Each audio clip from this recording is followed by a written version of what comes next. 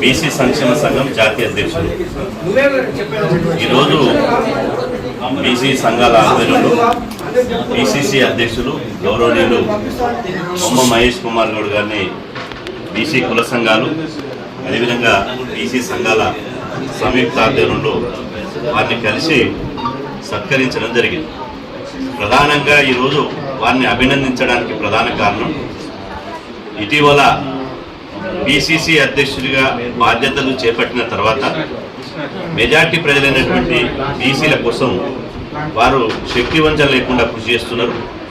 అందులో భాగంగానే వారు పదవి బాధ్యతలు చేపట్టిన తర్వాత తెలంగాణ రాష్ట్రంలో మొదటిసారి కులగణన చేయడంతో పాటు ఆ కులగణన ఫలాలు బీసీలకు అందాలంటే జనాభా దామాష ప్రకారం పదవుల్లో, పార్టీ పదవుల్లో కానీ అధికార పదవుల్లో కానీ ఇవాళ సమన్యాయం దక్కాలి, సామాజిక న్యాయం జరగాలి అని చెప్పి వారు అధిష్టానాన్ని గౌరవ పెద్దలు కాంగ్రెస్ పార్టీ అగ్రనేత రాహుల్ గాంధీ గారిని అదేవిధంగా కాంగ్రెస్ పార్టీ అధ్యక్షుడు మల్లికార్జున ఖర్గే గారిని ఒప్పించి ఈరోజు పిసిసి కమిటీలో అంటే పొలిటికల్ అఫైర్స్ కమిటీ కానీ అదేవిధంగా పిసిసి క్రమశిక్షణ కమిటీ కానీ అదేవిధంగా ఆ కమిటీలో ప్రకటించినటువంటి మే 29వ తేదీన ప్రకటించినటువంటి కమిటీల్లో 70% పదవులు, అత్యంత కీలకమైనటువంటి పదవులు బీసీ ఎస్సీ ఎస్టీలకు ఇవ్వడం జరిగింది. అంతేకాకుండా అంతకుముందు ఇలా ఎమ్మెల్సీ స్థానాల్లో 4 ఎమ్మెల్సీ స్థానాలు ఉంటే 4 కూడా ఒక్కటి కూడా ఇతర కులాలకు చెందకుండా కేవలం బీసీలకు అన్యాయం జరిగిందని చెప్పి బీసీలకు, ఎస్సీలకు, ఎస్టీలకు, మహిళలకు కేటాయించడం జరిగింది. ఆ తర్వాత నిన్నగాక మొన్న ప్రకటించినటువంటి పిసిసి ప్రధాన కార్యదర్శులు కానీ పిసిసి ఉపాధ్యక్షులు కానీ దాదాపు పిసిసి పదవుల్లో 69 మంది పిసిసి జనరల్ సెక్రటరీగా ప్రకటిస్తే అందులో 28 మంది జనరల్ సెక్రటరీగా బీసీలకు అవకాశం వచ్చింది. ఇది గాంధీ భవన్ చరిత్రలో, కాంగ్రెస్ పార్టీ చరిత్రలో ఎప్పుడూ జరగలేదు. ఒకేసారి పిసిసి జనరల్ సెక్రటరీగా 28 మందికి అవకాశం రావడం ఇది చారిత్రాత్మకమైనటువంటి విషయం.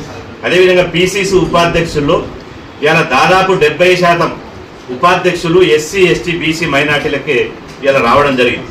ఆ తర్వాత కాంగ్రెస్ పార్టీ రాజకీయ విధానాలు తీసుకునేటటువంటి పొలిటికల్ అఫైర్స్ కమిటీలో మెజార్టీ కులాలైనటువంటి బీసీలకు దాదాపు 8 మంది బీసీలకు అవకాశం కల్పించడం జరిగింది.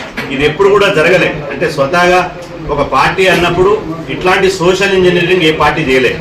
తాను బీసీ బిడ్డగా, బీసీ జాతికి సంబంధించినటువంటి వ్యక్తిగా పిసిసి అధ్యక్షుడు అయిన తర్వాత బీసీలలో ఒక సామాజిక విప్లవం మొదలైంది. అందులో భాగంగానే ఇలా ఈ రకంగామైనటువంటి పార్టీ పదవులు వస్తున్నాయి. ఇలా మీరు మనం చూసాం మంత్రివర్గ విస్తరణ, రెండోసారి మంత్రివర్గ విస్తరణలో కూడా బీసీలకు మెజార్టీ ప్రజలైన బీసీలో కూడా అత్యధిక కులమైనటువంటి ముదిరాజులకు అదేవిధంగా మా సోదర మాదిగ బిడ్డకు, మాల బిడ్డకు, ఎస్సీ బిడ్డలకు మొత్తం ముగ్గురికి 3 మంత్రి పదవులు కూడా మొత్తం 100% బీసీ, ఎస్సీ, ఎస్టీలకు ఇవ్వడం జరిగింది.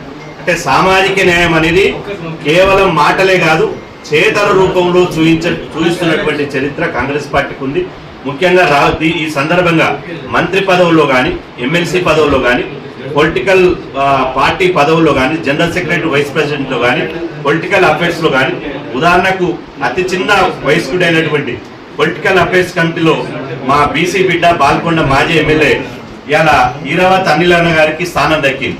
ఎప్పుడు కూడా కాంగ్రెస్ పార్టీ చరిత్రలో ఎప్పుడు కూడా ఇట్లాంటి బడుగు బలైన వర్గాల బిడ్డలకు అవకాశం రాలేదు. కేవలం పిసిసి అధ్యక్షుడు మహేష్ అన్న గారు, గౌరవ ముఖ్యమంత్రి రేవంత్ రెడ్డి గారు, అదేవిధంగా ఉప ముఖ్యమంత్రి బట్టి విక్రమార్క గారు కృషి వల్ల ఈ పదవులు వచ్చినాయని చెప్పి మేము భావిస్తున్నాం.